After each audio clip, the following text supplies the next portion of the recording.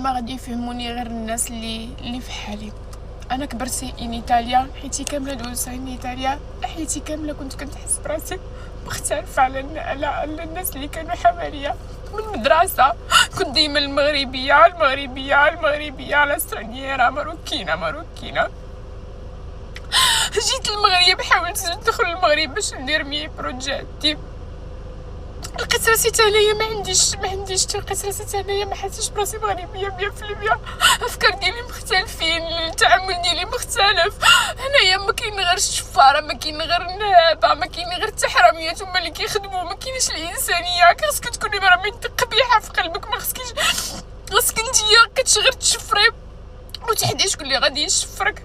واحد الاحساس خايب. يعني انا كنت كنتمنى منين غادي نجي المغرب غادي نحس ببلادي وغادي نحس بالناس ديالي، من الدم ديالي.